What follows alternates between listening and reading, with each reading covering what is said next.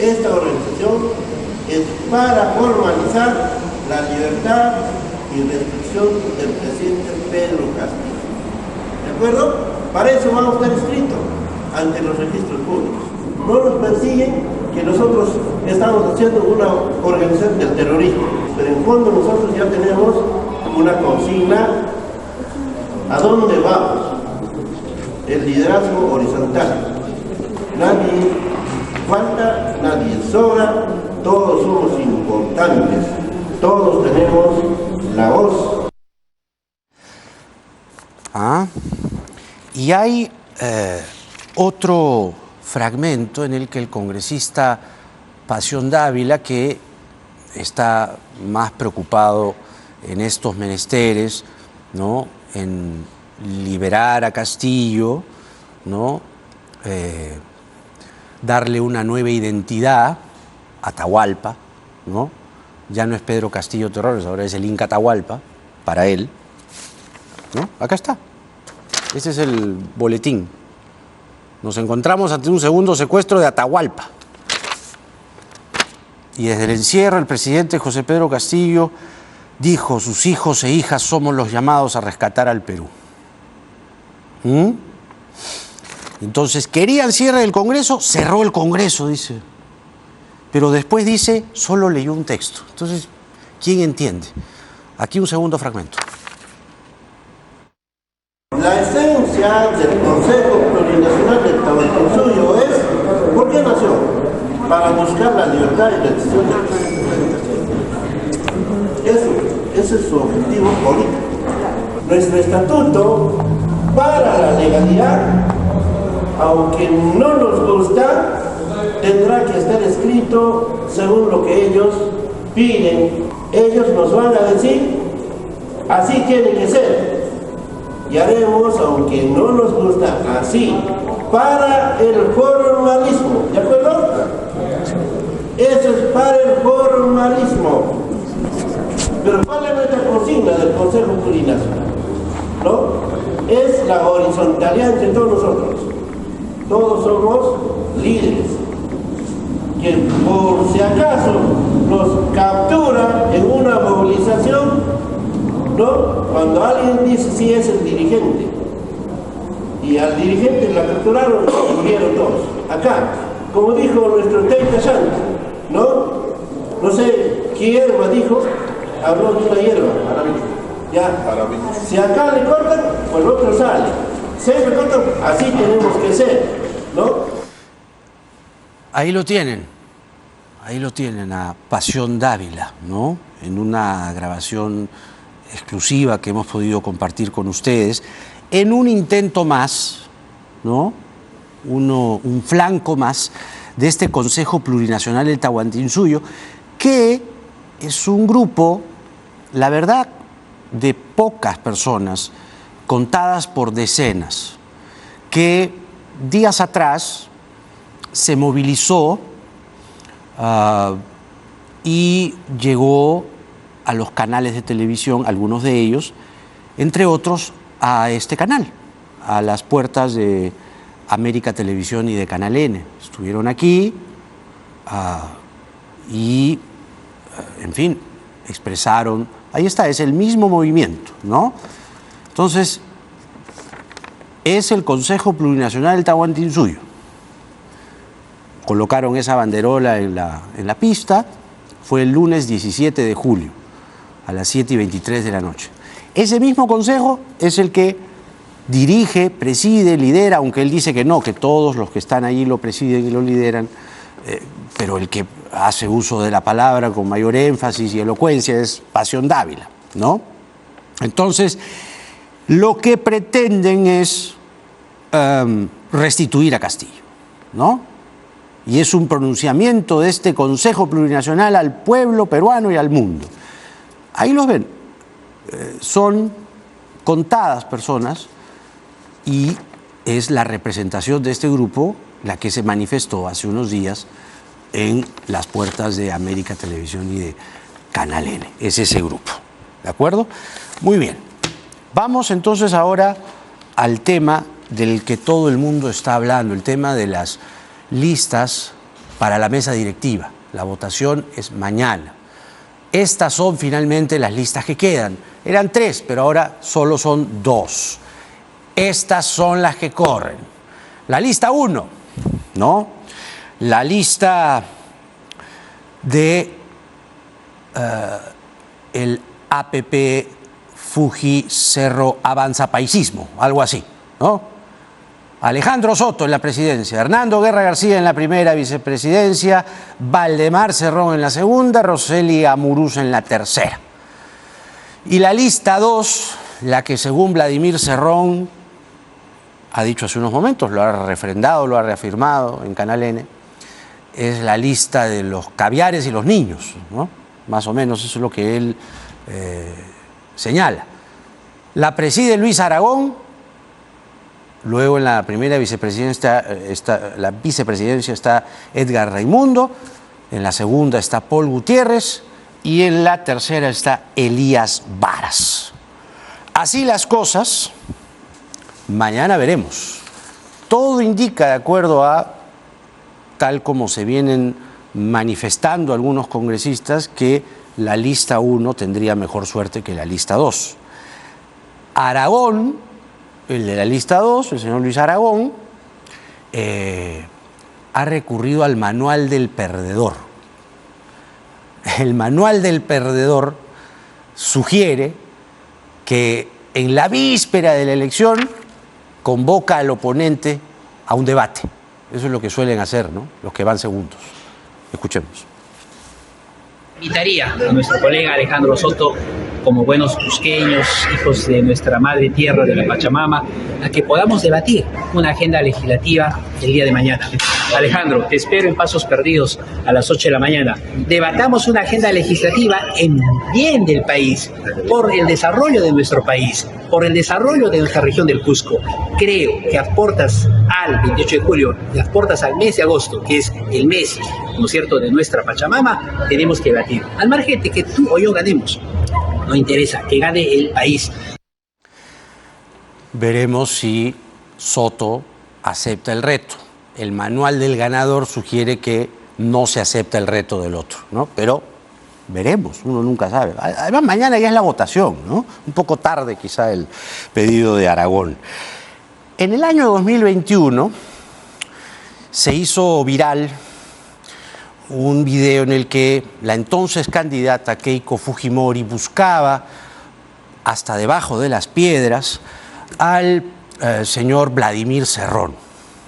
Lo buscaba y lo buscaba. Más o menos la cosa era así. Yo me pregunto, ¿dónde está el señor Cerrón? Se va a seguir escondiendo debajo de la alfombra, parece, ¿no? ¡Tiene miedo! ¡Tiene miedo! Cerrón, ¿estás? ¿Dónde está? Cerrón, ¿me escuchas? Así parece. No te escondas, Cerrón, no te escondas. Atrás quedaron esos tiempos porque 2 años después de tanta búsqueda, tantos pedidos de búsqueda, ¿no?, tantas denuncias a la línea de desaparecidos, Cerrón apareció ante los ojos de la señora Keiko Fujimori, en cuerpo y alma, políticamente hablando. Flavio Cruz, vocero de Perú Libre, pone el pecho ante las críticas que enfrenta, que no son pocas, después de la alianza que ha decidido emprender su agrupación con el bloque de derechas. Adelante. La lista de este APP Fujicerro Avanza Paisismo, digamos, para ser, ¿no?, completo con los bloques políticos, o sea, el bloque de derechas aliado al cerronismo, aún no nos ha dicho lo que pretende hacer, ¿no? ¿Qué debería incluir para usted, como vocero de Perú Libre, como prioridades, la lista 1, su lista, en una agenda legislativa? Bueno, empezamos por ahí, ¿no? En realidad nosotros tenemos un ideario, tenemos un programa que tienen que ver, por ejemplo, con la reforma del país. Hay que refundar el país, por eso vamos por el tema de la Asamblea Constituyente, una nueva constitución. Vamos por los temas de desarrollo en educación, en salud, en agro, ¿eh? Pero en el plano político, estrictamente, y para no abundar mucho, por ejemplo, vamos por el fortalecimiento de los partidos políticos, ¿no?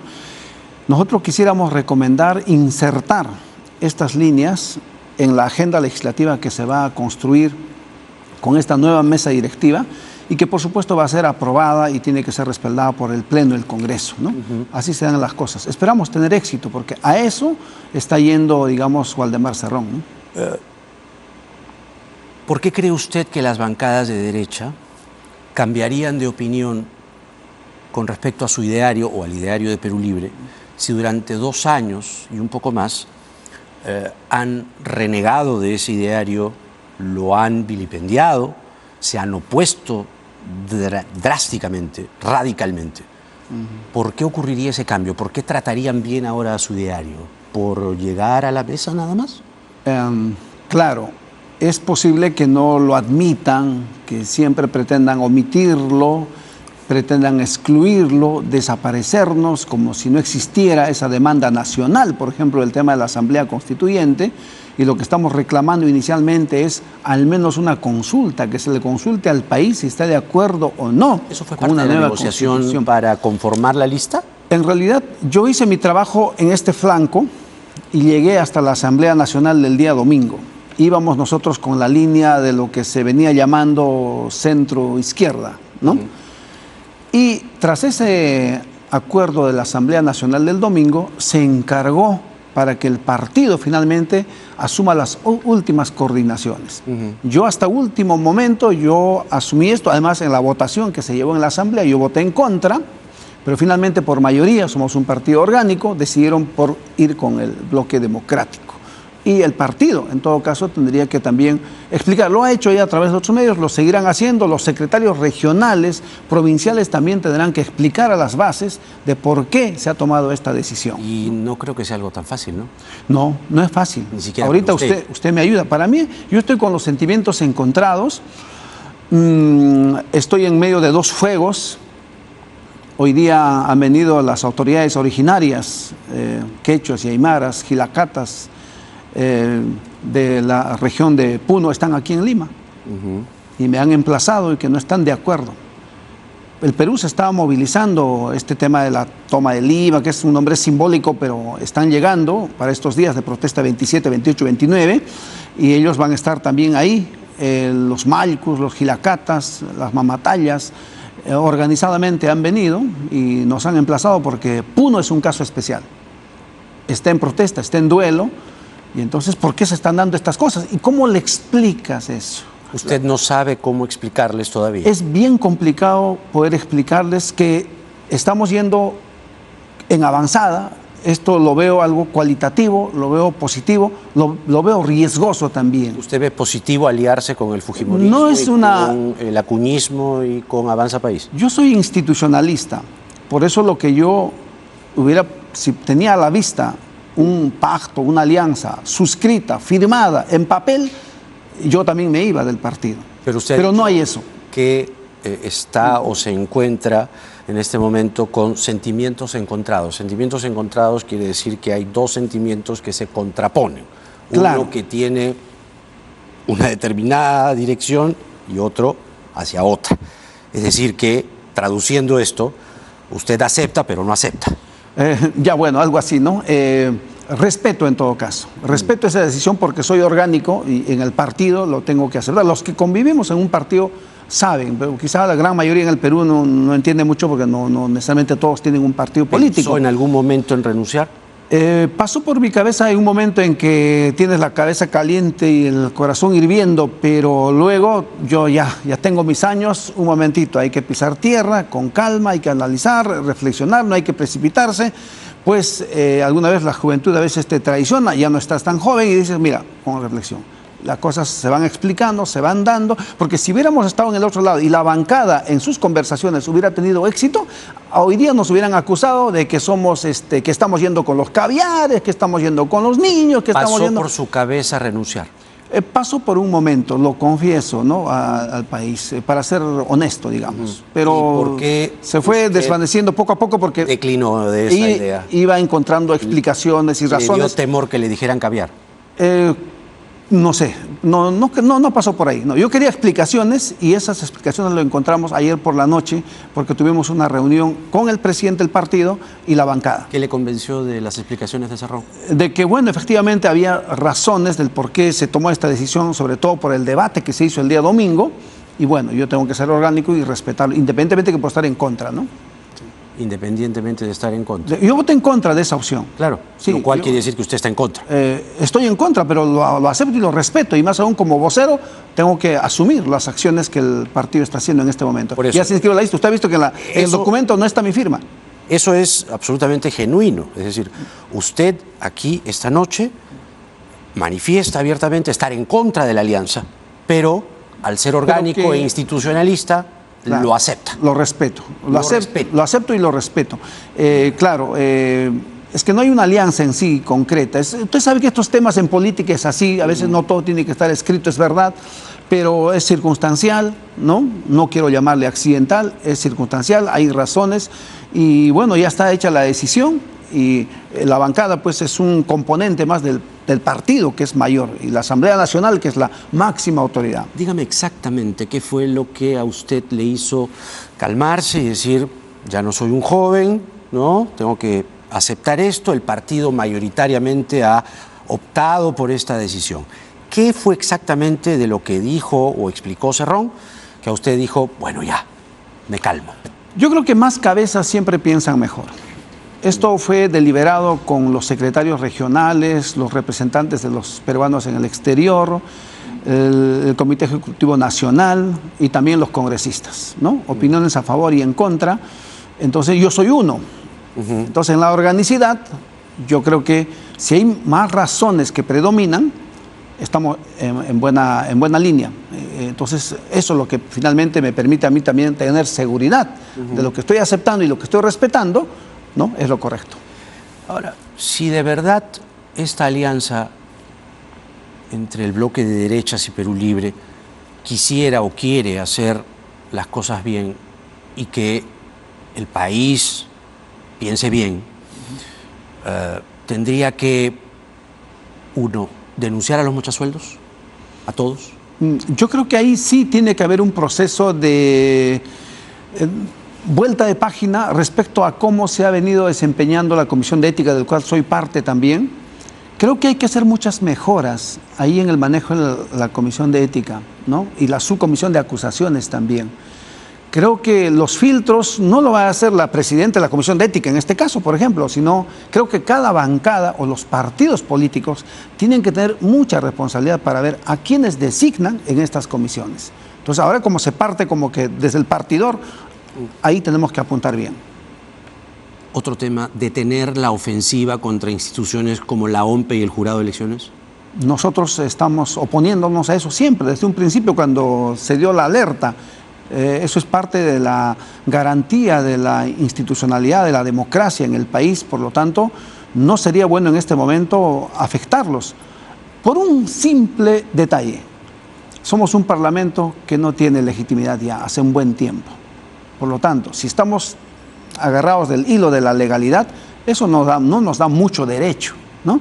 Porque estamos en democracia y porque tiene que existir un Congreso y porque fuimos elegidos y tenemos que aguantar hasta donde efectivamente el pueblo diga, las circunstancias manden, correcto, pero eso no te da autoridad para que tú hagas lo que te parece, en el caso de afectar, por ejemplo, al jurado, al OMPE y todas las instituciones. Eso no va con nosotros. Perú Libre ha puesto eso como una condición, Yo- como un tema.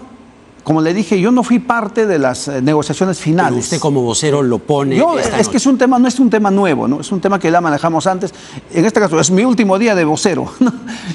Aproveche. Voy a entregar la posta Es el último día, a aproveche. una extraordinaria congresista como es Margot Palacios. Ella asume a partir de mañana. En todo caso, efectivamente, yo tengo esa postura y me ratifico.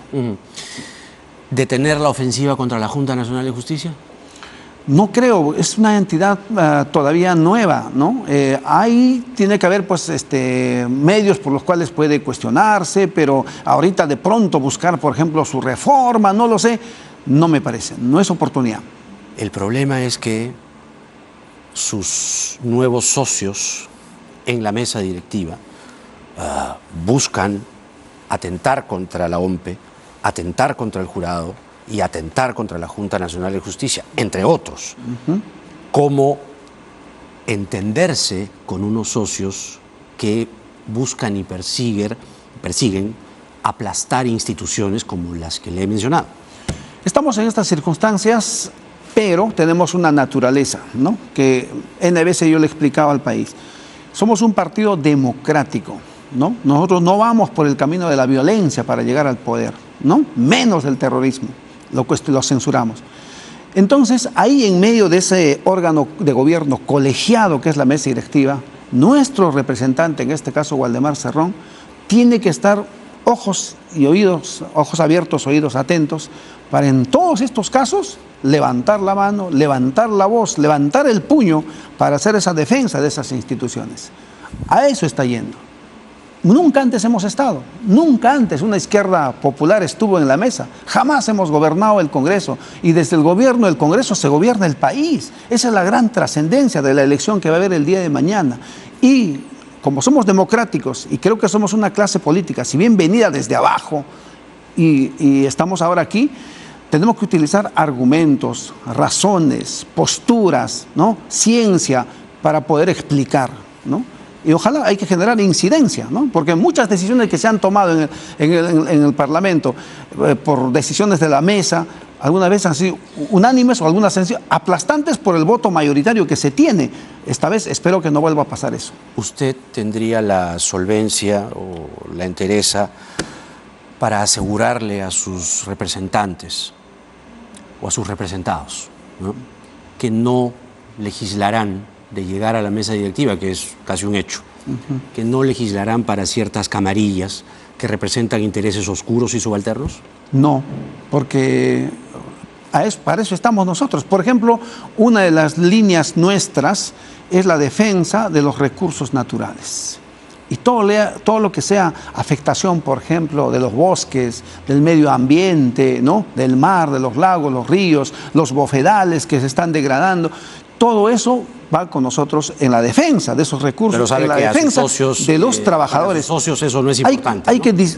Muchas veces no es importante para ellos. Entonces, vemos que siempre ellos defienden a empresas, a transnacionales, a empresas grandes.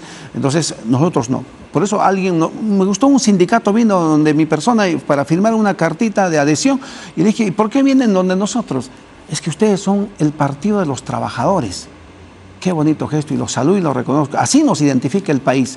Entonces, nosotros vamos por la defensa también de los trabajadores, de estos recursos. ¿Y no cree que con esta alianza, esa imagen que usted describe de Partido de los Trabajadores se diluya? Por eso digo yo, por eso he caracterizado esta integración en la lista como riesgosa, porque podría precipitarse en que te adhieres, digamos, a la línea ideológica de esos partidos de derecha. No va a pasar eso, porque conocemos a Waldemar Cerrón y en cualquier caso, quien va a controlar su actuación va a ser el partido, ni siquiera la bancada, porque el partido es la máxima autoridad y así lo va a hacer, va a orientar también su trabajo. Pero estoy seguro que él con su liderazgo lo va a hacer y va a estar siempre en la defensa de esos intereses. ¿Por qué lo han hecho? ¿Por qué hemos hecho la alianza? Por una decisión naturalmente, ¿por qué? Si viene un elector y le dice, señor Flavio Cruz, ¿por ya, qué? En sencillo, ¿no? A ver, porque Perú Libre, que es un partido de izquierda, tiene el derecho de estar en la mesa directiva. Sin importar con quién esté al lado. Es que en este caso se abre una rendija, una posibilidad, y entonces hay que aprovecharla. Hay que conquistarla, hay que utilizar ese espacio, ¿no? Porque nunca lo hemos tenido. Y es que eso nos va a permitir, porque hemos sopesado nosotros 2 años lo importante que es estar en la mesa directiva. ¿La derecha ya no es golpista? Sí es golpista. ¿La derecha no es fraudista? Yo creo que esos calificativos quedan ahí, sino en este momento, mañana son las elecciones, y yo prefiero no reavivar esos adjetivos que los de luego quedan aquí en los sentimientos de todos nosotros, claro que sí. ¿Qué queda? Esos recuerdos, malos recuerdos, por ejemplo, cuando nos han terruqueado, ¿no? ¿Ya? Entonces eso queda, claro que queda, de eso no nos olvidamos, tenemos memoria, ¿no? Entonces los tiempos son distintos, es verdad, pero ahora si hay que trabajar por el país, hay que trabajar por una población que no tiene quien los represente en la mesa, por eso está Perú Libre ahí. ¿Y cómo le explica también a sus conciudadanos que, o por ejemplo los que salieron a marchar, ¿no? Que deben estar pensando o que enloquecieron, ¿no? Ustedes, ¿no? O que han traicionado monumentalmente sus principios?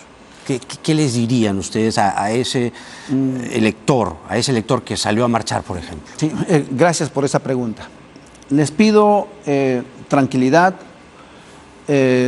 desconfíen un poco, es verdad, duden un poco, es que todavía tenemos que demostrarlo, y lo tenemos que demostrar con nuestro desempeño, a la cabeza de alguien que va a estar en la mesa directiva y también seguido por los parlamentarios, en nuestro desempeño, ¿no? El criterio de verdad es siempre la práctica.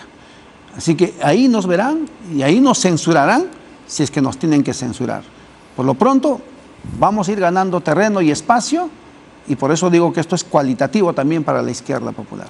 ¿Su presencia en la bancada está condicionada a alguna actitud, a alguna componenda? ¿O usted dice, no, todo esto es por el bien del país, ¿no? Esta es la segunda versión de la convivencia de 1958, ¿no? Esto le va a dar, ¿no?, estabilidad, la presidenta se queda hasta el 2026, porque esa es la agenda básicamente de sus nuevos aliados, ¿no? Un partido político tiene más o menos también el formato de una familia, ¿no? Donde pueden haber N problemas, hay cosas positivas, negativas, alegrías, tristezas, gente que puede cometer errores, hay de todo, pasa de todo. Entonces, sin embargo, hay siempre unidad, una lealtad de sangre, ¿no es cierto? Y en este caso hay una lealtad de ideología, de programa, y eso es lo que nos amarra. Tendría que lidiar la actuación del miembro de nuestro representante en la mesa, o en medio de nosotros, los parlamentarios, las conductas tendrían que lidiar con algún delito o algo así, entonces uno tiene que poner en cuestión su permanencia ahí. En tanto no ocurra eso, pues al contrario hay que ayudar, y si tenemos discrepancias hay que combatir adentro también las discrepancias internas. Y ayer yo me pronuncié también en la asamblea, o sea, no es un gesto de rebeldía, pero sí es un gesto de contradicción por estas decisiones que se han tomado. Sin embargo, lo respeto, lo estoy acatando. Pero no lo siento muy a gusto. Sí, porque tengo disciplina y lo asumo, y desde luego que de repente usted me percibe también en ese tono de que quizá no debió ser así, pero ahí está, el partido es partido, yo respeto, o sea, soy institucionalista y no estoy defendiendo únicamente mi partido, sino estoy defendiendo al Congreso como institución que no es propiedad de nadie, ¿no? Es de todos los peruanos. Y también estoy defendiendo la democracia como institucionalidad. Un demócrata debe saber aceptar, ¿no?, respetar, pero también en democracia podemos pronunciar contradicciones. Marta Moyano, su nueva aliada en esta aventura a la mesa directiva, ha hecho algunas declaraciones el día de hoy en esta dicotomía entre caviares o cerrón, ¿no? Vamos a escucharla. A ver. A nosotros los fujimoristas nos han dicho de todo. Estamos un poco cuajados en esa materia, nos van a decir de todo, pero hay que entender cómo es que se maneja el tema político. No quiere decir que hay una alianza, que somos amiguitos, que somos hermanitos, sino que de ninguna manera se baja la guardia, de ninguna manera. Eso tienen que tenerlo clarísimo. Pero lo que nosotros estamos haciendo es marcar distancia, sí, contra la gente aquella que tiene varios casos, como el tema de los niños o como el caso, por ejemplo, de los caviares. Con nosotros no nos vamos a sentar ni permitir que tomen la mesa. Lo que tienen que tener claro es que quien preside la mesa no es ni un caviar, no es ningún rojo y no es ningún niño. Tiene 55 investigaciones. Bueno, entonces eso se verá en su momento. Pues ustedes cuando vean eso lo verán y determinarán. Pero por otro caso, pero tiene que tener claro, nosotros como bancada definimos quién va de nuestra bancada. la bancada de otros partidos deciden. Nosotros no somos nadie para decir. ¿Qué le parece Valdemar Cerrón? Una crítica en medio de eso. El señor Valdemar Cerrón es una persona que dice sus cosas, que las piensa, lo que piensa, es firme lo que dice, es contrario, por supuesto, a posiciones de Fuerza Popular, sí, pero es una persona que es decente, por lo menos, para dirigirse contra otras personas. Y lo dije en el hemiciclo. ¿Qué le parece su nueva defensora? Bueno, no, yo me defiendo solo, ¿no? No, digo de Ya, la mesa, ¿no? de la mesa. De la lista, ¿no? Esta dosis de pragmatismo que se ha dado, porque ojo que también el pueblo no come ideologías, ¿no?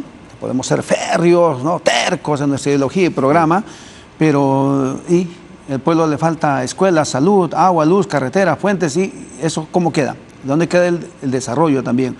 Entonces, yo creo que allí ha faltado lo siguiente. Quizá a Perú Libre hubiéramos querido que nos den alguna consideración más. ¿Y por qué pensar que es un partido nuevo, estos son novatos y no pasa nada? Nosotros conducimos el Congreso y nosotros manejamos de esta manera y bueno, pues acepten lo que les toque. No creo. Creo que es un tema de justo derecho que por haber sido el ganador de las últimas elecciones, merecemos estar en la mesa. Y los 2 primeros años siempre nos han excluido de alguna manera, quizá con las estrategias, las mañas que los antiguos, por ser partidos antiguos o por ser parlamentarios que conocen, ya pues, ¿no? Por favor, ya no somos pues novatos, ¿no? Y ganan mañana. Debe ganar la lista 1, ¿no? Con Perú Libre, ¿sí? Porque tanto esfuerzo, ¿no? Y tanto disfuerzo. No, yo ¿no? hice otro esfuerzo, pero igual pues hay que considerar, ¿no? Claro. No, los triunfalismos no me gustan, ¿no? Sí. Flavio Cruz, vocero de Perú Libre hasta el día de hoy. Sí. Entrega la posta, la vocería a Margot Palacios. Gracias por estar aquí. No, agradecido también, gracias. Continuamos y vamos de inmediato con la congresista Flor Pablo, que encarna de alguna forma, ¿no?, esto que se ha pues creado en el Congreso, en la clase política, algo así como la bestia negra de la política peruana, ¿no?, los caviares, ¿no? Vamos a escuchar a Flor a continuación y sus alegatos de defensa. Gracias, congresista. Adelante, Flor. ¿Qué se siente eso? Yo hacía una presentación en tono de ironía, pero en realidad es lo que se ha ido construyendo entre los extremos, ¿no?, entre las derechas y entre Perú Libre. La bestia negra de la política peruana hoy por hoy es el caviarismo, el caviaraje y sus vertientes. ¿Cuáles son sus alegatos de defensa? Mira, en realidad lo que han procurado, buenas noches, Jaime, y a todos los que nos están viendo, lo que han procurado es ponernos un nombre, ¿no? Encasillar a un grupo de gente que venimos del Estado, de funcionarios, de exfuncionarios, de gente que defiende derechos, libertades, desarrollo para el país. Entonces, parasitan el Estado, ha dicho Cerrón. Claro, ¿no?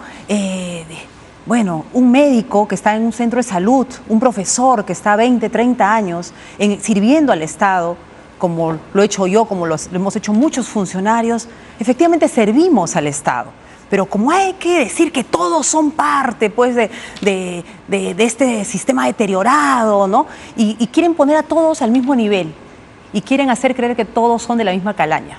Y ahí se equivocan, pues, porque tenemos que comenzar a levantar la voz aquellos que hemos trabajamos en el Estado de manera comprometida, profesional, y claro, a esos sectores, a los extremos, no quieren pues una calidad profesional. Miremos el deterioro en el que está el Estado. Entonces han dicho, caviares, no, ¿y qué cosas hacen? Comienzan a sacar a los profesionales y comienzan a poner a gente impresentable que lo que tiene es un gran prontuariado. Porque esa es la narrativa, ese es el mensaje, el discurso que quieren instalar. Y creo que tenemos que comenzar a señalar lo que está detrás, ¿no? Y no decir, bueno, no soy, sí soy caviar, y en realidad creo que esa no es la discusión, sino detrás, ¿no?, de esa etiqueta que nos quieren colocar aquellos que realmente hemos entrado a la política para trabajar por nuestro país, qué cosas están ocultando. Y lo que están ocultando en este momento es impunidad, es unión de los extremos. A mí no me sorprende la lista. Yo no sé por qué nos sorprendemos. Todos estos... Pero toda la prensa, todo el mundo dice que esto es contra natura, esto es... En todo caso, lo contra natura viene hace rato. Jaime, mira, juntos votaron por la contrarreforma universitaria. Juntos echaron al ex fiscal Ábalos. Juntos votaron por traerse abajo la ley de colaboración eficaz. Juntos han votado por toda una agenda contrarreforma, una agenda de debilitamiento de los poderes del Estado, y juntos han cogobernado de alguna manera. La única diferencia, ¿sabes cuál es? Que yo le encuentro es cada uno ha sido oficialista en su momento. Perú Libre, ¿no?, ha sido oficialista defendiendo a Castillo, ¿no?, y le hacía pasar todas. Habían el caso Silva, no, por favor, no hay que investigar nada. Entonces, se coludían con las investigaciones, en realidad ocultaban las investigaciones y se coludían con la corrupción. Y lo mismo en este caso. ¿Quién es el oficialismo del gobierno de Boluarte? El oficialismo es el fujimorismo, es la derecha. 69 muertes, no pasa nada. Entonces, cada quien ha elegido ser oficialista con el gobierno de Castillo, con el gobierno de Boluarte. Pero los une una agenda antiderechos, los une una agenda antirreformas y los une una vocación por desarmar la poca institucionalidad que hay en el Estado. Y creo que, bueno, no es antinatura, al contrario, yo creo que me sorprende, ya 2 años de trabajo no se den cuenta.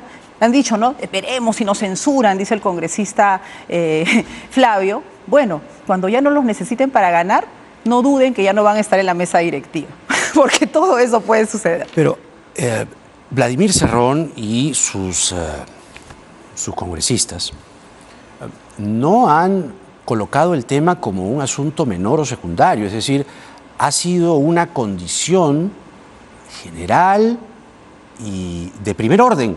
Es decir, o estás en esta lista de derechas o estás con los caviares, juntados a los niños, ¿no? Los niños son congresistas procesados por delitos de tráfico de influencias y otros. Es decir, hay una conducta que está reñida con la ley. Pero en el discurso se ha colocado exactamente en el mismo nivel a este sector político llamado así caviares. Entonces, los caviares y los niños son la misma cosa y son, como decía yo al principio, la bestia negra de la política peruana. ¿Por qué se han hecho tan mala fama? ¿Por qué son tan odiados? ¿Por qué Cerrón y Keiko Fujimori son capaces de unirse? ¿Por qué las izquierdas populares, como así llama Cerrón a su partido, se junta con la derecha conservadora? Porque los caviares pueden conseguir eso. Mira, una es que a ver, yo no diría los caviares, ¿no? Porque eso, yo cito sus palabras. Yo no diría es la forma como está justificando en realidad, porque ya quisiéramos, ¿no? Si esa definición de caviar que te daba al inicio, de gente preparada, que ha entrado a la política, estuviera en el Congreso, ya quisiera yo una representación de esa magnitud y de esa naturaleza. No es eso, está tratando de justificar para decir, aquí me va mejor. Y definitivamente, es clarísimo. Es clarísimo que tienen una agenda en común hace rato, esto no es de ahora, ¿no? Y que se siente más cómodo ahí. Pero creo que... ¿Y qué es la agenda común, no? Cuando dicen que tenemos una agenda país, por favor. O sea, lo que está detrás de esto es... Ni siquiera han tentado la primera vicepresidencia, ¿no? Han tentado la segunda vicepresidencia y seguramente se repartirán y verán si les toca repartir los viajes fuera del país, si les tocan las comisiones. En realidad lo que hay detrás, Jaime... ¿Más de lo mismo? Más de lo mismo, por supuesto. Mira, y yo en realidad 2 años de trabajo en el Congreso, defendiendo reformas, alertando lo que viene pasando. Lamentablemente, Jaime, yo no tengo ninguna expectativa en ninguna de las listas. Porque no es... Me voy con la derecha versus los caviares. No, por favor. Aquí la mediocridad y el deterioro institucional del Congreso atraviesa, es transversal a todas las fuerzas políticas. Acá no hay derecha, izquierda, centro, todo está diluido. Aquí la única diferencia es entre personas que han llegado para aprovecharse de un cargo público, que lo vemos.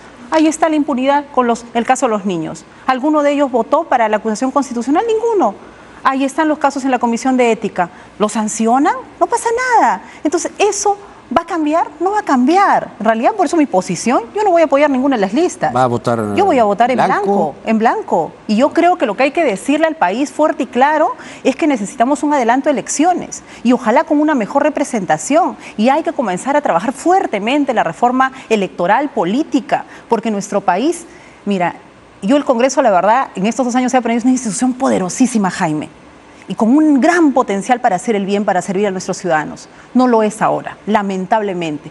Pero también con ese desprestigio, la gente honesta no quiere entrar a la política y dice, no, dejémosle. Ojo, cuidado, no hay que dejarles el camino libre. Hay que seguir saliendo, hay que seguir defendiendo. Y creo que lo que ahorita es, por lo menos mi rol en el Congreso en este tiempo, va a seguir denunciando, seguir fiscalizando, no solo hacia afuera el Ejecutivo, sino el propio Congreso.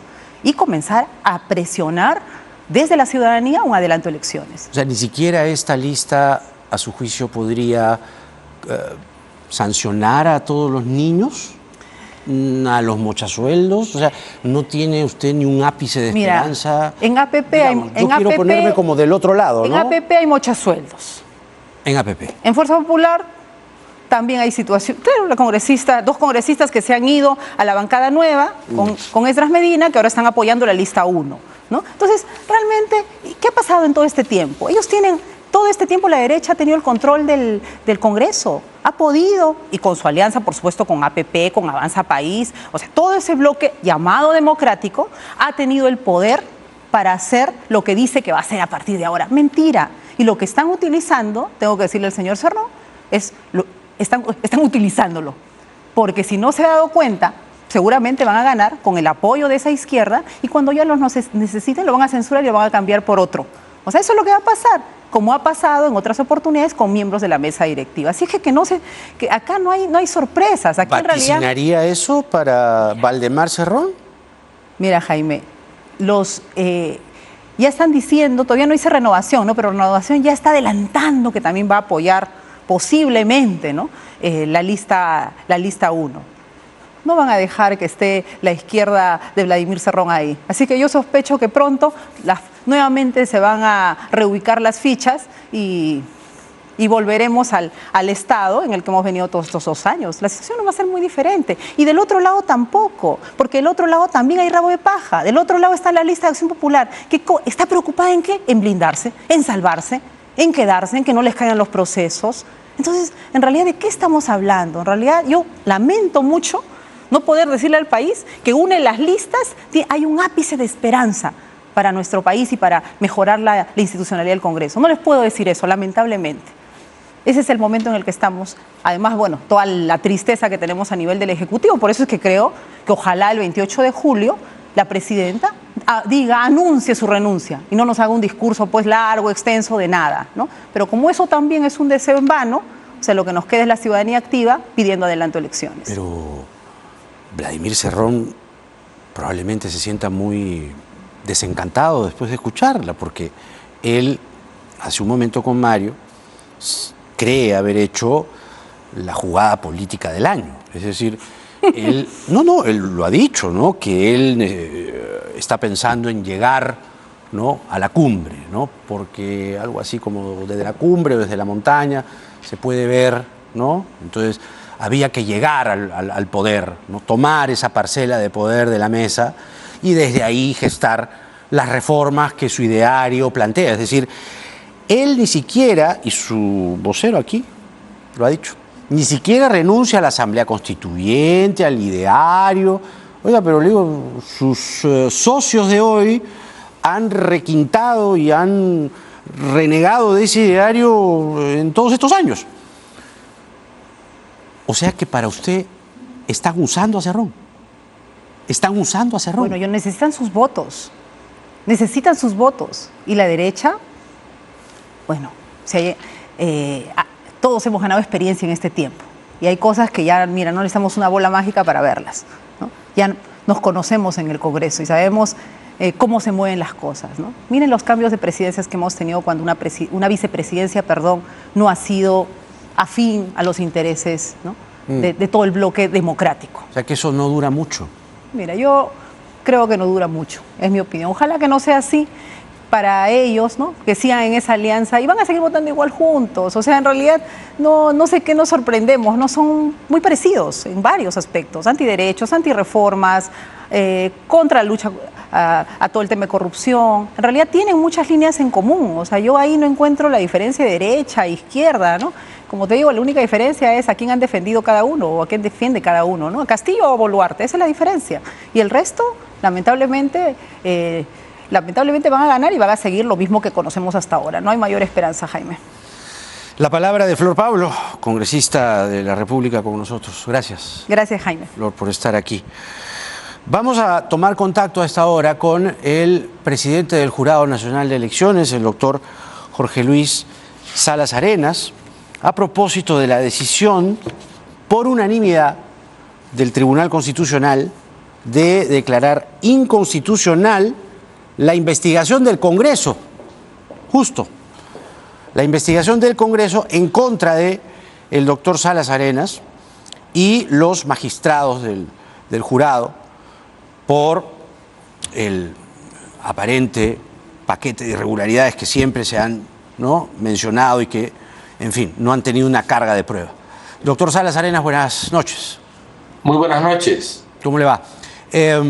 ¿Cómo ha recibido usted esta decisión del TC y si considera que esto pues le baja un poco la presión o la tensión a los constantes ataques que usted ha venido denunciando desde un sector político, dado que además se venía sosteniendo públicamente, algunos lo decían así, que el tribunal era un eco, ¿no?, de las decisiones del Parlamento? Sí, no tengo la sentencia. Y al no tener la sentencia es un poco difícil aventurar qué es lo que ésta dice. Ajá. Pero a partir de lo que el señor Gutiérrez Tix, el magistrado Gutiérrez Tix ha dicho, sí, le puedo señalar con firmeza de que no ha desaparecido el riesgo de la aplicación del juicio político, porque dice, nos reafirmamos en lo que ha dicho, en lo que ha declarado él, ¿no? Nos reafirmamos en que las comisiones del Congreso tienen la potestad de investigar y juzgar a los funcionarios del Jurado Nacional de Elecciones, etcétera, ¿no? Entonces continúa el tema, ¿no? Y quiero aprovechar estos momentos que usted con tanta generosidad me brinda para hacerle presente que hay algunas imprecisiones dignas de ser resaltadas. En principio, los tratados de derechos humanos, que son tratados internacionales que el Estado peruano ha suscrito, es parte, por tanto, sí, integran el ordenamiento jurídico nacional. No solo conforman el ordenamiento peruano, sino que además detentan el rango constitucional. Lo dijo el Tribunal Constitucional en el año 2005. Y en el año 2007, con importantes integrantes, el Tribunal Constitucional dijo en la causa 0007-2007, proceso de inconstitucionalidad, lo siguiente, que es señero. En consecuencia, el Tribunal Constitucional en el presente caso no le queda más que ratificar su reiterada doctrina imprescindible para garantizar los derechos fundamentales, bien se trate de procesos jurisdiccionales, administrativos o políticos. Punto y coma. 2 puntos.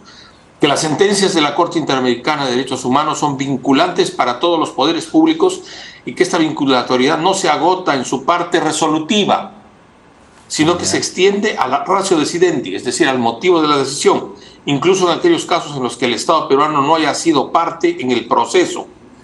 De modo que esta ya es doctrina antigua que no sé, al parecer ahora, algunos integrantes del Tribunal Constitucional la quieren modificar al decir que el caso Aguinaga de Ecuador es un caso extranjero y que no se refiere a la situación del Perú, cuando con toda llanura, con toda claridad, se dice aquí que la cooptación de los órganos electorales por otros poderes públicos afecta transversalmente a toda la institución democrática y en esa medida constituye un riesgo para el control del poder político y la garantía de los derechos humanos. Ajá. Ahora, doctor Salas, si me permite, Sí. Si bien es cierto, no ha llegado a usted la sentencia completa, nosotros tampoco la tenemos, es verdad, apenas tenemos la declaración que ofreció aquí el magistrado Gutiérrez. Él sostiene, y cito, estamos declarando en favor del magistrado Salas, en la que nos dice que nosotros estamos sesgados. Estamos impartiendo justicia de manera neutral y objetiva, y esta es una decisión que le favorece al señor Salas Arenas y al Jurado Nacional de Elecciones. ¿Es escéptico usted frente a esta declaración? Yo quisiera leer toda la sentencia para ver si realmente es una decisión que podríamos decir que favorece o reconoce al sistema electoral. No es una sentencia en mi favor, es una sentencia en favor del sistema electoral. Porque lo que se decía es que habíamos hecho fraude en el proceso, ¿no? Y eso no lo han tocado. Lo que han tocado ellos es que efectivamente el Congreso se excedió porque hubo un voto que no dedujeron, que no admitieron se dedujera, y prosiguieron como si fueran los 46 y no los 45. Pero el asunto de fondo persiste, ¿no? No se han tocado el asunto que realmente debió ser objeto de pronunciamiento. Pero en fin, veremos pues qué dice. Tocarse el asunto de fondo, es decir, el fraude que no se ha podido probar, no se ha acreditado ninguna evidencia, ¿no? Sin embargo, se repite y se repite y se repite. Si no se ha atacado el fondo de la materia, repito, para usted lo que ha hecho el TC, con cargo a que revise la sentencia, no satisface justamente o no despeja, ¿no?, el peligro que usted vislumbra u observa desde el Congreso hacia su institución. Tendría que, como le digo, don Jaime, leer el contenido de la sentencia con detenimiento, porque el tribunal es constitucional, el actual, con su actual composición por mayoría, es dado a dar sorpresas, ¿no? Sorpresas y no siempre gratas. ¿Tiene usted algún otro ejemplo para poder ilustrar la declaración que acaba de hacer? ¿Cómo no? En el caso de una organización política que lamentablemente se inscribió tarde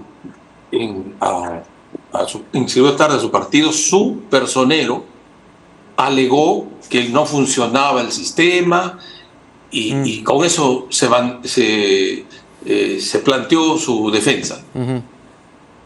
Al final el sistema funcionó, ¿no? Se acreditó que el sistema nunca colapsó.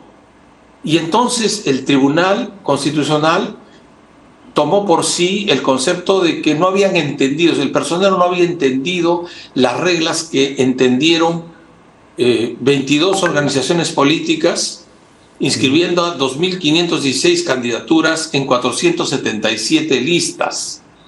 O sea, para 22 organizaciones políticas las reglas estuvieron claras, porque participaron de la contienda, pero para una organización política no lo estuvieron, ¿no? Y entonces dice que habría que hacer un orden distinto con la finalidad de que entiendan pues los personeros de las entidades cuáles son las reglas del procesamiento de las inscripciones, ¿no? Y por esta única vez debe hacerse esa excepción. O sea que se hizo una sentencia, dice usted, para un partido en particular. Así es. ¿Qué partido? Uno pues que quedó fuera de la contienda electoral, cuyo personero anda diciendo que lo hemos perjudicado, etcétera, cuando lo que nos está diciendo en buena cuenta el Tribunal Constitucional es que debemos hacer reglas que entiendan hasta los que no son capaces de entender ordinariamente. Y hemos pedido aclaración al Tribunal Constitucional sobre ese particular. Finalmente, doctor Salas, la solicitud de la CID a la Corte Interamericana de medidas provisionales en favor suyo como presidente del jurado, ¿en qué o cómo se materializa concretamente? ¿Cómo podría explicarle usted al público qué es lo que debe cautelar el Estado peruano frente a las amenazas que ha recibido usted, que no son pocas, ¿no? Acá he tenido acceso a un cuadro en el que desde enero de este año usted recibe amenazas y además entiendo, por lo que veo aquí, que han sido presentadas ante el Ministerio Público. Amenazas de muerte por Twitter desde enero, ¿no? Amenaza de muerte por Twitter por parte de Ricardo Pinedo, amenaza de muerte por Twitter por parte de Adolfo Flores, amenaza de muerte por Twitter por parte de un usuario ultraderechista, así. Enero, marzo, mayo, junio y julio, ¿no? ¿Qué significa esto de las medidas que la Corte le está o le pediría al Estado peruano? Sí, la Comisión Interamericana ha solicitado a la Corte Interamericana de Derechos Humanos que eleve el nivel de protección a medidas provisionales, porque esas, las que se refieren a la integridad, no han servido, pues las que ha tomado el Estado peruano no han servido para cortar el flujo de las amenazas. En segundo lugar, las investigaciones de esas amenazas y los acosamientos públicos innumerables que se han producido no han sido objeto de la indagación debida, generándose un marco de impunidad. Esas que usted ha visto, las cuestiones que usted ha mirado, son las del año 2023, pero también el 2022 y el 2021 ha habido una cantidad enorme de causas que no han sido atendidas. Entonces, esa situación ya es una cuestión habitual. Y finalmente están los acosamientos ya de carácter directamente jurídico y algunas de orden parlamentario. Las 5 proyectos de ley, los 5 proyectos de ley para modificar la composición del Jurado Nacional de Elecciones, acortar el periodo del presidente, separarlo al presidente, etcétera. Y luego los 6 proyectos de ley sobre el artículo 99 que dice la Corte en su ratio decidendi, en la ratio decidendi de la sentencia que le acabo de señalar, es decir, en el motivo de la sentencia de Aguinaga, que no corresponde que los órganos electorales estén sometidos a juicio político. El señor Gutiérrez Tixia ha dicho que están acatando una recomendación del año 2003 hecho por el Tribunal Constitucional de entonces, lo cual no resulta pues cierto. Parece que no ha leído bien el señor Gutiérrez, porque en el 2003 lo que recomendó el Tribunal Constitucional de entonces es que se hiciera el antejuicio político, no el juicio político. Y el antejuicio político es una prerrogativa en favor de los funcionarios.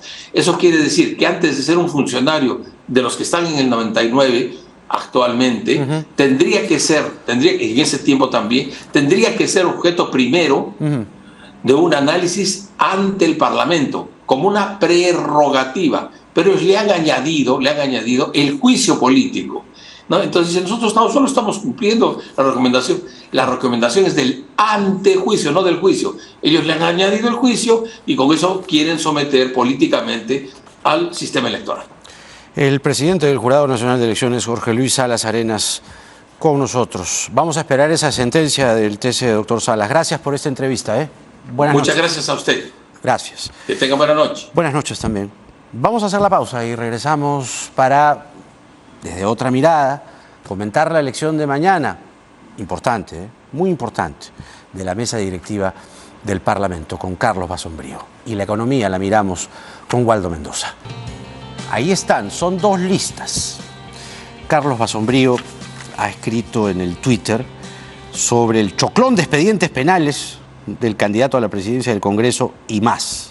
Carlos, ¿qué tal? ¿Cómo estás? Bienvenido. Y además hablaremos de la columna que has escrito en El Comercio. Pero vamos al punto de la elección de mañana. Esta alianza, ¿no?, que todos se han sorprendido, menos Flor Pablo, ¿no? Flor Pablo dice que no hay de qué sorprenderse porque si uno mira el historial de votaciones, han coincidido permanentemente, ¿no? No siempre, pero sí permanentemente. Esta alianza para la mesa directiva entre el serronismo y el fujimorismo, el apepismo, y etcétera, etcétera, ¿qué te dice a ti? ¿Es la consecuencia o un capítulo más de este Congreso, o algunos bien pensados dicen que puede ser la esperanza de un consenso, de una agenda legislativa que pueda tener alguna esperanza? No conozco esos bien pensados porque deben haber siempre, ¿no?, gente que se hace ilusiones de alguna cosa. A mí me parece que eso es lo más llamativo, el acuerdo entre el fujimorismo básicamente y Perú Libre, pero hay que ponerlo en un contexto mayor, digamos. O sea, estamos hablando de un Congreso que ha perdido toda legitimidad por acción de ellos mismos a lo largo de sus 2 primeros años. O sea, las encuestas lo colocan entre 9 y 5,9% de aprobación y a la baja. Y el desprecio es intenso, ¿no? Yo creo que yo lo siento así además. Son como unas figuras de marionetas, no marionetas porque nadie como que están en el aire, no representan nada, no significan en términos de legitimidad y en términos de ciudadanía, no significan nada. Hablan de la representación popular que ahora suma, digamos, Cerrón dice tenemos más poder, el que nos corresponde, el que nos dio el pueblo.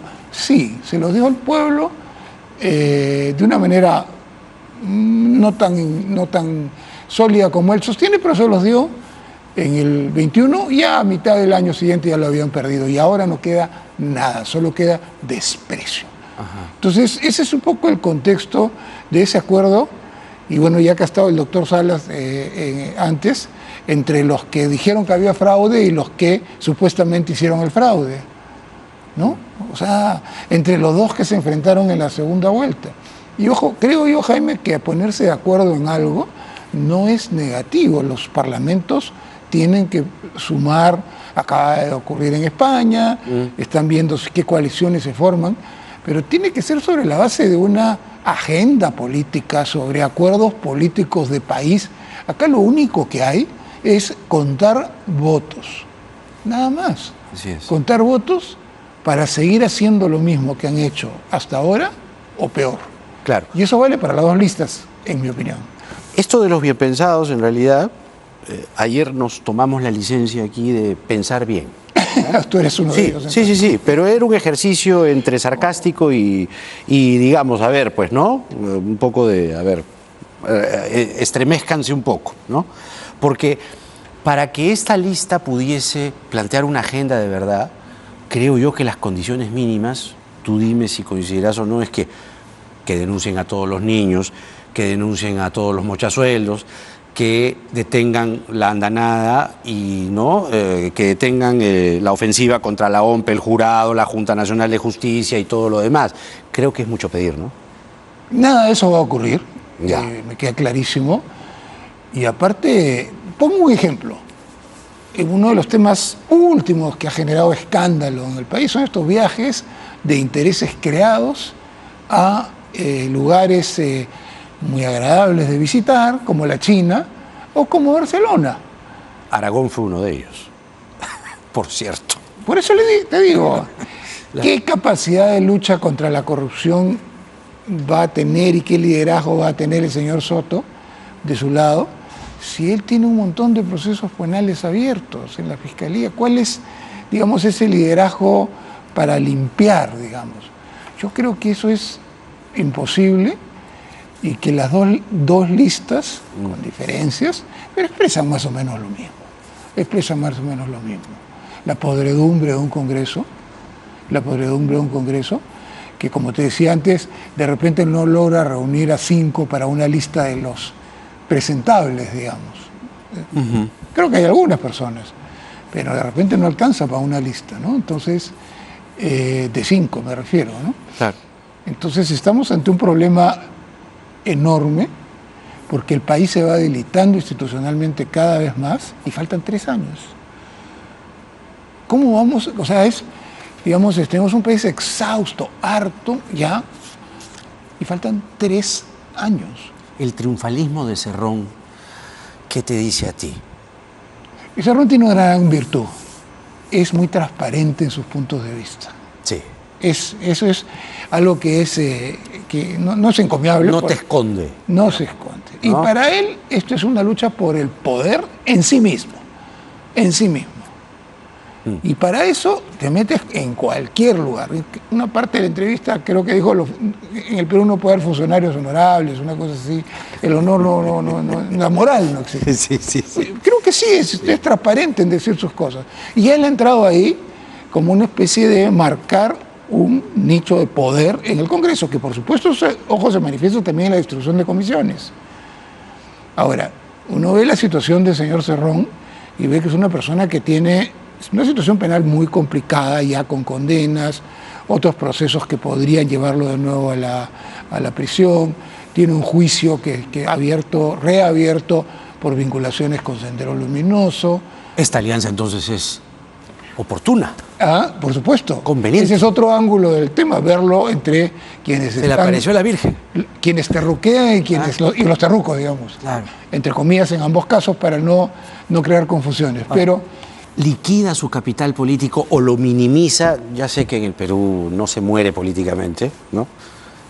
Pero liquida su capital político porque ¿qué pueden estar pensando el que pueda? En Lima no mucho, a decir verdad, ¿no? Creo que hay más gente en regiones que sigue, ¿no? a Perú Libre, pero es gente que ha ido a marchar hace poco. ¿Cómo crees que puede estar mirando la gente que ha ido a marchar hace poco, ¿no? Viendo a Cerrón, el hermano, sentado al lado del fujimorismo? Ahora, creo que ya no podían ir a marchas, O sea, creo que ese fenómeno, yo creo que al margen de otras discusiones, hay una separación entre la izquierda no parlamentaria, que hay de todos los matices, y la parlamentaria. Yo no creo que ningún congresista haya ido a las marchas estas, no creo que haya sido bien recibido, más allá de Sigrid Bazán me parece que ha ido. Sigrid Bazán me parece que ha estado en la marcha. Ya. Sí, con Verónica Mendoza. Por cierto, tete a tete entre Verónica Mendoza y Perú Libre desgasta, liquida, golpea aún más a la izquierda, ¿o qué puede salir de eso? A ver, yo creo que tenemos un problema en todos los sectores políticos, ¿no? Hay una crisis profunda de confianza en los políticos, en la democracia, ya hemos visto en la encuesta de Latinobarómetro, todo, pero en los políticos en particular, y que eso incluye todo el espectro. O sea, la desconfianza en los políticos es el rasgo más importante de la relación entre la ciudadanía y el Congreso y a su modo con el Ejecutivo, ¿no? Entonces, sí, claro, yo creo que desgasta más, digamos, ese pacto con el fujimorismo, y a su vez me cuesta entender a Keiko Fujimori también, que trató de diferenciarse hace un mes diciendo que ella era una cosa mucho más sana, pero solo se diferenció de Dina Boluarte y su bancada está haciendo todo lo posible por tirar abajo los pocos réditos que ella pudiera haber obtenido, que creo que pudieron haber, no creo que hayan sido muchos, de esa actitud independiente, digamos, del Congreso. Con esto, digamos, esta idea de que Keiko Fujimori es el soporte del gobierno y se alía con Perú Libre, que fue el soporte del gobierno de Castillo, digamos, no creo que sea algo que le arrastre aplausos, ¿no? Tampoco. Creo que a los dos lados también complicados ahí, ¿no? O sea, que volverías a decir lo que dices en el Twitter, que gane el peor. Que gane el peor, sí. Sí. Que gane el... Va a ser difícil de escoger, pero que gane el peor. Pero, bueno, fuera de bromas, todo parece indicar que va a ganar la lista 1. La lista 1, ¿no? Más o menos claro. Sí, pero el problema sigue siendo la institucionalidad. Yo no sé hasta cuánto más vamos a resistir. Eso es lo que a mí me alarma sobremanera. O sea, si estuviéramos en vísperas ya de un proceso normal de transición, no le vería tanta complicación además a esa acumulación de poder del Congreso. Pero faltan 3 años y tienen una vocación, digamos, de irse contra la Junta Nacional de Justicia, contra... el Comercio sacó antes de ayer, me parece, una relación de las instituciones amenazadas o ya tomadas o que están preocupan. Entonces, yo creo que sí es un dato de la realidad muy, muy complicado, porque creo que la economía está sufriendo ahora en mucho por la política y solo en parte por la economía misma, digamos, ¿no? Por las decisiones económicas. Entonces, esto no va bien y eso significa más pobreza, significa menos trabajadores formales. Ese vínculo que antes no había entre pésima política y buena economía, por lo menos en mi opinión buena economía, ya no pueden caminar por cuerdas separadas y nos está destruyendo, ¿no? Esa explicación nos la va a ofrecer con mayor prolijidad el profesor Waldo Mendoza, que va a estar con nosotros. No lo dudo. Luego de ti. Gracias, Carlos. Un placer. Por estar aquí, Hasta una nueva oportunidad. Hasta una nueva oportunidad. Justamente venimos con el exministro y profesor Waldo Mendoza para hablar de la economía y seguir el hilo de lo que ayer nos decía otra destacada economista como Roxana Barrantes, ¿no?, que en tanto la confianza venida a menos, ¿no?, de la clase política y sus ciudadanos y ciudadanas, ¿no?, y la ciudadanía frente a la clase política, cero confianza, la economía sigue reduciéndose. En tanto esto pueda revertirse, la economía podría mejorar. Ya, profesor, bienvenido. Muchas gracias por la invitación. Estamos muy preocupados, además la política, bueno, que este es un programa de actualidad política, pero no podemos desconectarnos de la economía. ¿Y quién mejor que usted para que nos pueda decir cómo la ve? Porque la turbulencia política ya le hace daño a la economía. Incluso hay quienes se atreven a mirar en retrospectiva y decir que eso de las cuerdas separadas pudo haber sido un mito, ¿no?, en tanto era un momento de política que estaba dentro de los márgenes, ¿no?, y para nosotros era un escándalo. Hoy, sin embargo, las cosas son altamente preocupantes, comenzando por el Congreso, ¿no?, que mañana elige a su presidente, pero que ha tomado decisiones escandalosas y que chocan contra la institucionalidad. ¿Cuánto daño le está haciendo la clase política y las decisiones que toman los políticos a la economía? Creo que tenemos dos problemas simultáneos, ¿no? El problema macroeconómico, que no es menor. Tenemos una caída del Producto Bruto Interno. Es el enfriamiento más fuerte que tenemos desde el año 2009, dejando de lado la pandemia, ¿no? O sea que no es una cosa menor, ¿no? La inversión privada se ha caído como en 6% de lo que va del año. Hay muchos indicadores de que las cosas no están bien. Además se viene el niño costero y el niño global, así que las cosas no pintan bien, así que crecer 1% creo que va a ser incluso difícil, ¿no? Difícil. Sí, pero a pesar de eso, en el campo macroeconómico sabemos por qué están pasando estas cosas, sabemos cómo enfrentarlas, sabemos cómo salir, tenemos experiencia cómo hacerlo. Así que a pesar de la gravedad en el corto plazo de este problema, en perspectiva no me parece muy grave. Tenemos los recursos, las personas, los insumos para salir de este problema. Lo que más me preocupan son los problemas de largo plazo, ¿no? Las que tienen que ver con el capital humano, con el capital físico, con el Estado de Derecho.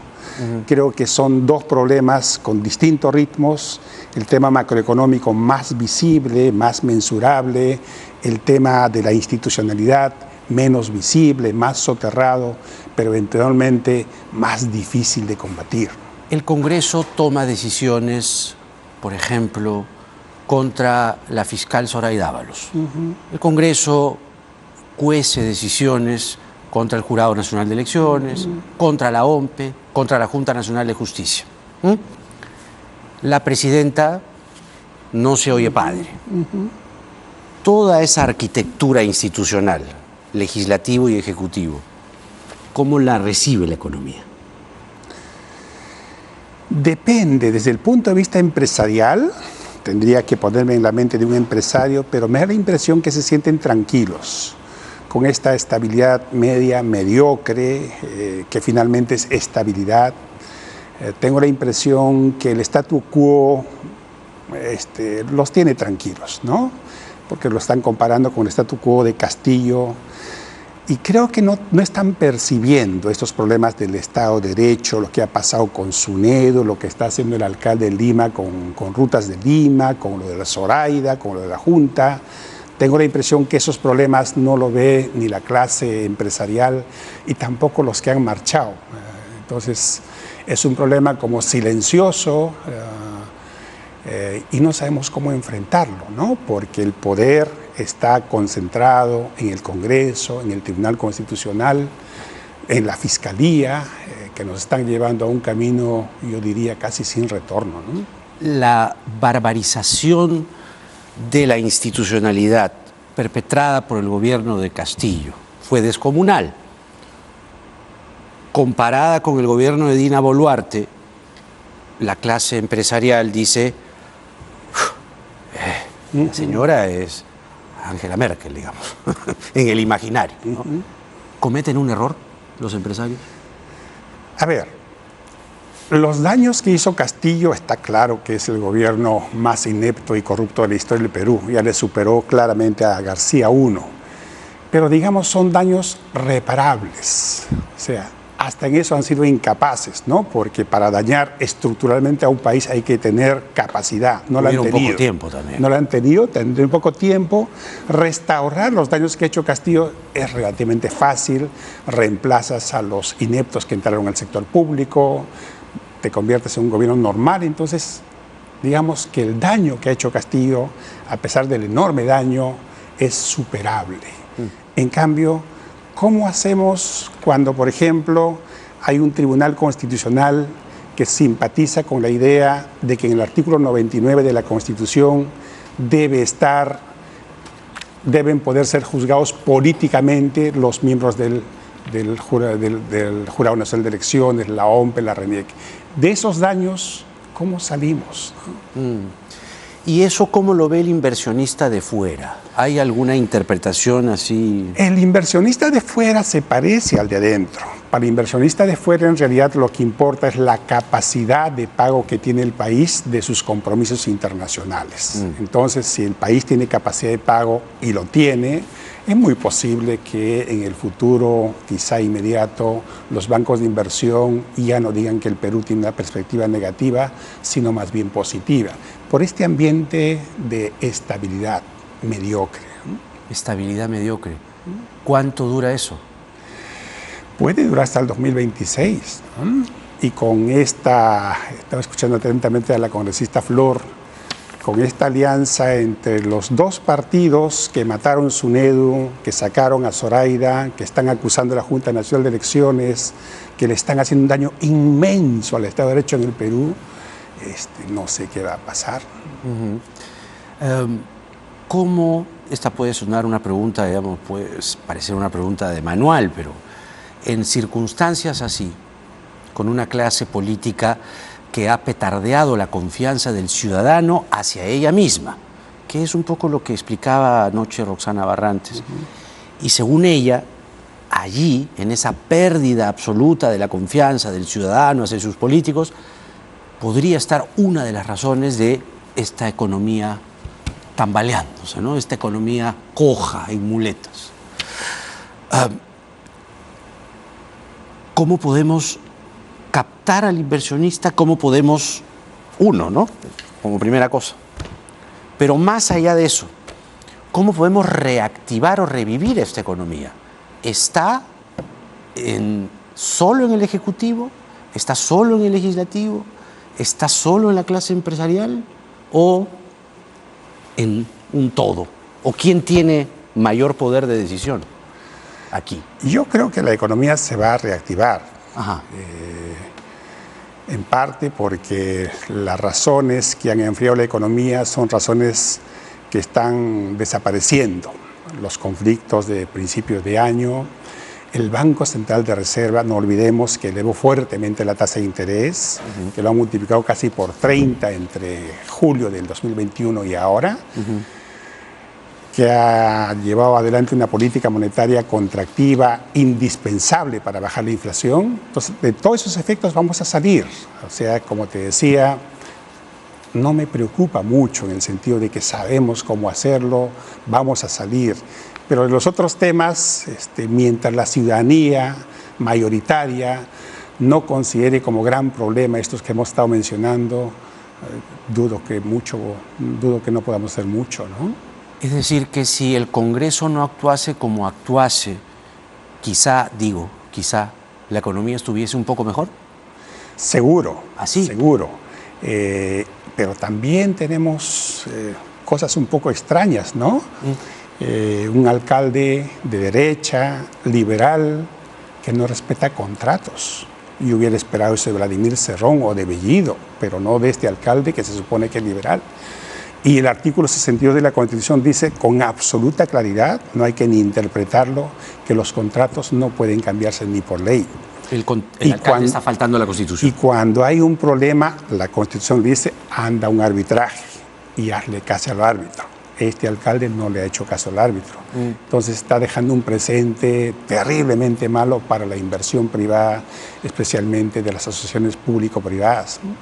¿Eso qué consecuencias puede traer a la inversión, que es lo que usted acaba de alertar? Para empezar, va a ser difícil que con este precedente hayan nuevos emprendimientos de asociación público-privada que tanta falta le hace al país.